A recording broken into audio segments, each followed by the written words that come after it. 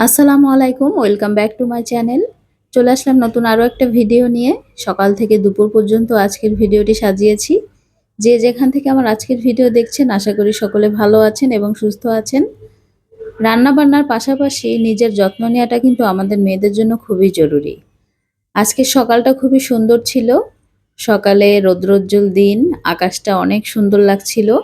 তো ঘুম থেকে উঠে একটু ছাদে গিয়েছিলাম। তো ছাদ থেকে ঘুরে এসে তারপরে বাকি কাজ শুরু করে দিলাম। দুপুরে রান্নার জন্য ফ্রিজ থেকে মাছ বের করে নিয়েছি। তো শিং মাছটা পরিষ্কার করতে আমার ভীষণই কষ্ট হয়েছে। তো দেখুন ভালোভাবে পরিষ্কার করে নিয়েছি, সাথে ডাঁটা নিয়ে আসছিল। কিছু শাকও ছিল, তো ডাঁটা শাক, ডাঁটা দিয়ে কাঁঠালের দানা দিয়ে এই যে চিংড়ি মাছ দিয়ে চচ্চড়ি করব। এই রান্নাটা কার কার পছন্দ আপনারা কমেন্টে জানাবেন আমাকে। আমার বাসায় সবাই খুব পছন্দ করে এই ডাঁটা দিয়ে চিংড়ি চচ্চড়ি। তো সেটা আজকে করব। বেশি কিছু রান্না নাই, অল্প স্বল্পই রান্না করব। তো বৃহস্পতিবার হলে তো এমনি হালকা পাতলাই রান্না বান্না করে থাকি আমি। তো এদিকে শিং মাছটা ভালোভাবে পরিষ্কার করে নিয়েছি।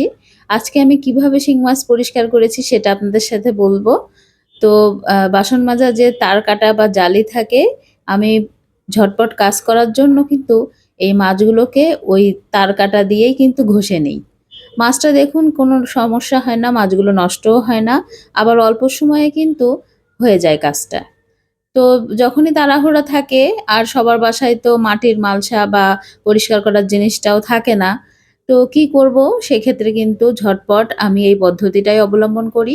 তো আপনারা চাইলেও কিন্তু বাসন মাজা জালি দিয়ে ঝটপট শিং মাছটা পরিষ্কার করে ফেলতে পারেন। তো শিং মাছটা ভালোভাবে ভেজে নিয়েছি, কারণ ভাজা ছাড়া কোনো মাছই আমাদের বাসায় খাবে না। তো মাছ ভাজা হয়ে গেলে প্রথমে ডাঁটা চচ্চড়িটা করে নিব। তো একটি কড়াইয়ে পরিমাণ মতো তেল দিয়েছি, পেঁয়াজ দিয়েছি, সাথে আদা রসুন অল্প অল্প করে দিয়েছি, আর হলুদ মরিচের গুঁড়া দিয়ে চিংড়ি মাছটাও দিয়ে দিলাম। তো একসাথে মশলাটা ভালোভাবে কষিয়ে নেব। আমি এক ফোড়নেই একবারেই এই রান্নাটা করে থাকি। আমি আবার অনেকে দেখেছি যে ডাঁটাটা আলাদাভাবে ফোড়ন দেয়, কিন্তু আমি একবারে রান্না করে থাকি, এতেই ভীষণই মজা হয়। ডাঁটার পরিমাণ অনুযায়ী সব মশলা দিয়ে ভালোভাবে কষিয়ে একটু পানি দিয়ে দিব, যেন মশলাটা পুড়ে না যায়। তো এখন উপর থেকে কেটে ধুয়ে রাখা ডাঁটা, কাঁঠালের আটিটা দিয়ে দিব। এখন যেহেতু সবার বাসায় কাঁঠাল থাকে, তো কাঁঠালের দানাগুলোও থাকে। একবার এই কাঁঠালের দানা দিয়ে এই ডাঁটা চচ্চড়িটা খেয়ে দেখবেন, ভীষণই মজা হয়।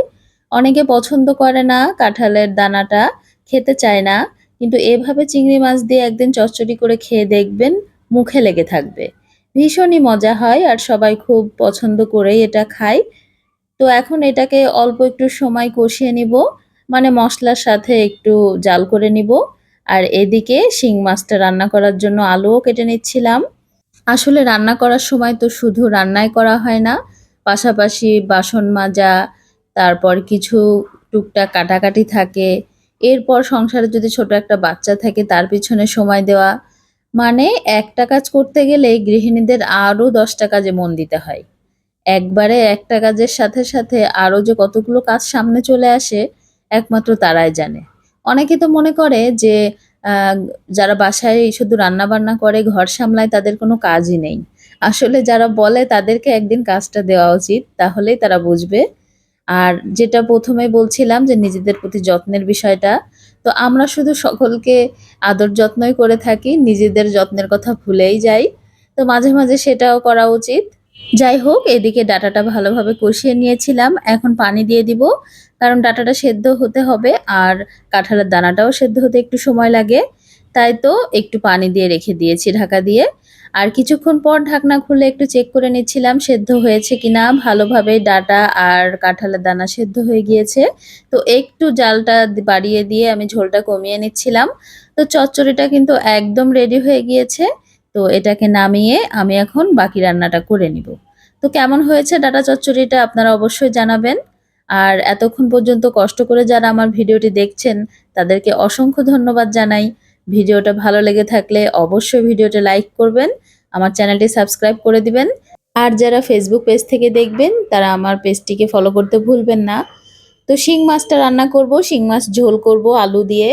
তো আলুটা প্রথমে পেঁয়াজের সাথে একটু ভেজে নিলাম, এরপর পরিমাণ মতো মশলাগুলো দিয়ে দিব। তো হলুদের গুঁড়া, তারপর মরিচের গুঁড়া, স্বাদ অনুযায়ী লবণ, সাথে একটু আদা রসুন বাটাও দিব। অনেকে এটার ভিতর সরিষা বাটা দেয়, কিন্তু আজকে সরিষা বাটা আমার কাছে ছিল না, তাই দিতে পারলাম না। তো মশলাটাকে ভালোভাবে কষিয়ে নেওয়ার পালা এখন।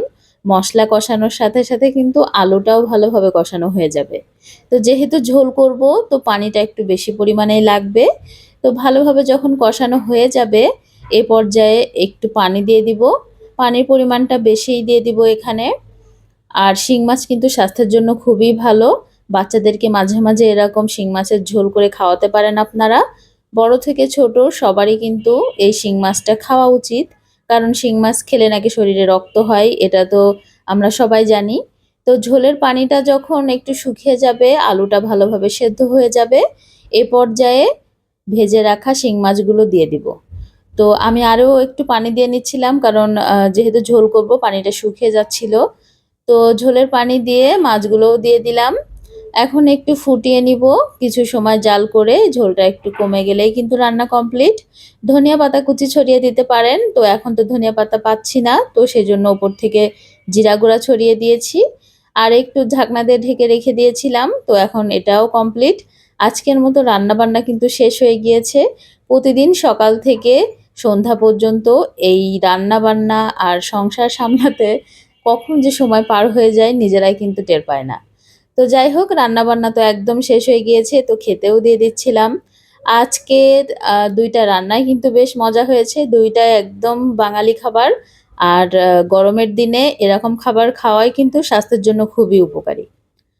তো ভিডিওটি শেষ পর্যায়ে চলে এসেছে। আশা করি আপনাদের সকলের ভালো লেগেছে আমার সাথে থেকে, আমার ভিডিওটা দেখে।